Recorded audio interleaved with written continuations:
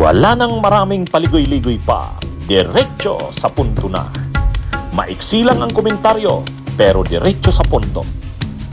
Maraming kuro-kuro, may tiwali, may totoo. Dito, sa puntong diretso tayo. Punto, diretso. Sa April 22, tungkol na ito sa mga unexplained wealth, yung hindi maipaliwanag na yaman, mga kabunyog ni Sara Duterte. Kaya dito sa April 22 ito, ano ito? Si Ombudsman Buying saka si Trillanes. Pinapadala kay Ombudsman Buying yung mga SALENs, yung mga Statement of Assets, Liabilities and Net Worth ni Sara Duterte. Pinapadala yon. Kaya sabi naman ni Ombudsman Buying, ready na. Kaya makikita natin diyan mga kabunyog, yung paglaki ng mga ari-arian ni Sara Duterte. Ngayon, sa SALN, sa Statement of Assets, Liabilities and Net Worth ng isang government official, kasabay doon yung mga ari-arian ng kanyang asawa. Kaya pati yung kay Manscarpio, kasama din sa sinugpina na mga ari-arian. Pero syempre, nakasulat lang yan doon sa SALN, nakasulat sa SALN yan. Ngayon dadalhin ni Ombudsman Buying yung mga SALN ni Sara. So makikita na natin pero sa totoo lang mga kabunyog, sa totoo lang, ang Statement of Assets, Liabilities and Net Worth, marami pa diyang hindi nakadeclare. Sa totoo lang, kung SALN marami diyan hindi nakadeklara. Hindi lahat ng ari-arian, hindi lahat ng assets ay nandyan.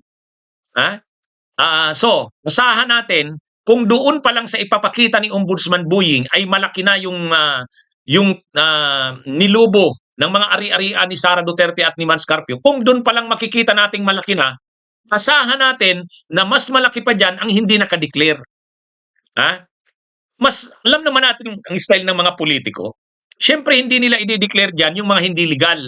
Ang nakadeclare lang nila dyan yung mga legal. Ibig sabihin may papeles, may dokumento. Pero yung mga mga patago na mga assets, hindi yan nakadeclare diyan. Anyway, ang pag-uusapan dito yung nakadeclare sa SALN. Kaya lang doon pa lang sa nakadeclare sa SALN, makikita mo nang anlaki na ng kumbaga yung paglobo, yung biglang paglaki. Ngayon, sa totoo lang, ang mga sweldo naman ng opisyal ng gobyerno, ang congressman niya at saka senador, 350,000 yata yan. Paano ka naman biglang halimbawa, sa isang taon, biglang lumaki ng 50 million ang yaman mo? Paano naman nangyari yan? Ang sweldo mo lang naman sa gobyerno, kahit senador ka o congressman, 350,000 a month. Doon pa lang, hindi mo na maipaliwanag yan . Maliban na lang kung may mga negosyo ka, o kaya may namana ka sa iyong mga pamilya, sa iyong mga magulang. Ay kung wala naman, saan ang galing ang iyong yaman? Diyan nagkaproblema si Harry Roque. Maaalala nyo mga kabunyog, si Harry Roque, ang laki rin ng ari-arian na biglang lumubo yung ari-arian niya. Nang tinatanong na si Roque kung ano-ano ng palusot, naalala nyo? Anong palusot ni Roque? May yun daw kasing lola niya yata yun, may binintang lupa sa Las Piñas o Parañaque ba yun? Tapos ang mahal daw ng benta kasi pinagtayuan ng mall. Di ba? Yun ang palusot ni Roque. Kaya lang nung tinanong, pwede bang pakidala sa sunod na hearing yung deed of sale, yung bintahan, magkano, yung binayaran na tax. Hindi na sumipot si Harry Roque. 'Di ba? Naalala nyo? Kaya ganyan ang nangyayari sa mga officials ng gobyerno. Kapag pinakita na ngayon yung mga Statement of Assets, Liabilities and Net Worth, hindi na nila maipaliwanag saan galing. Saan galing?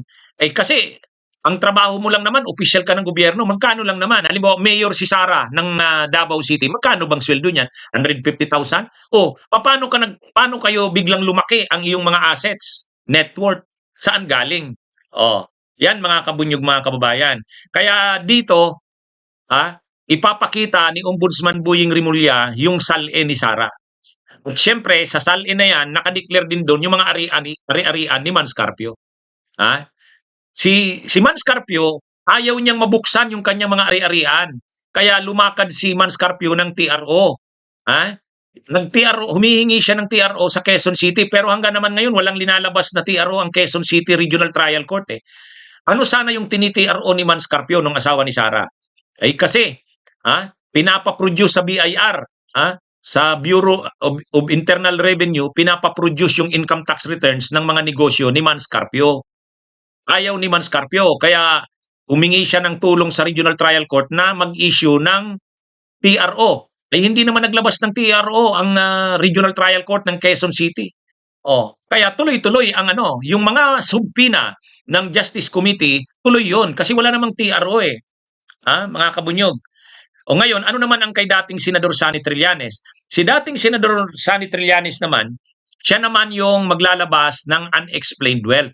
Kasi mayroon na siyang research niyan eh. Inimbestigahan niya na yan noon pa.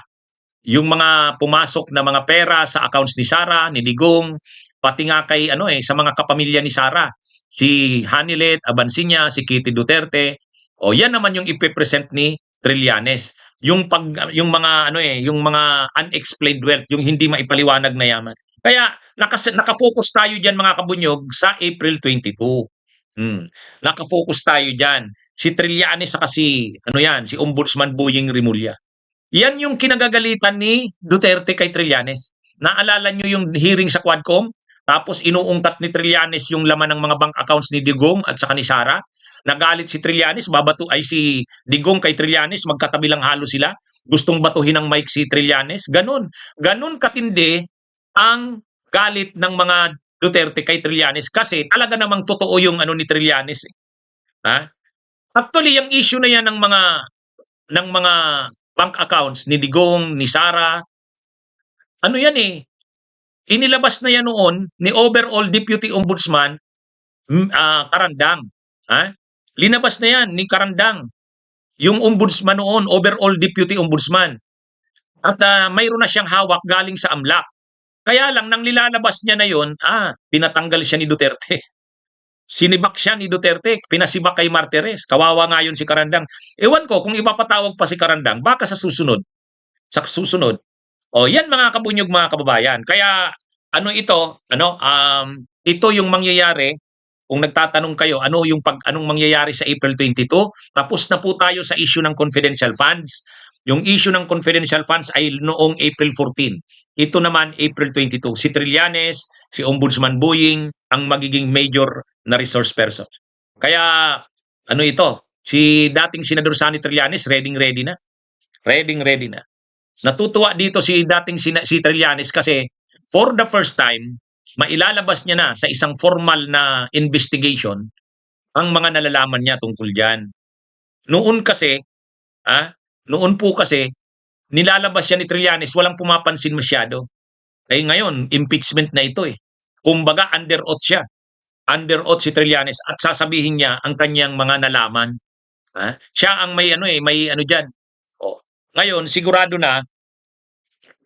na sisiraan na naman si Trillanes ng mga DDS. Galit na galit sila kay Trillanes eh. Wala nang maraming paligoy-ligoy pa. Diretso sa punto na. Maiksi lang ang komentaryo, pero diretso sa punto. Maraming kuro-kuro, may tiwali, may totoo. Dito, sa Puntong Diretso Tayo. Punto Diretso.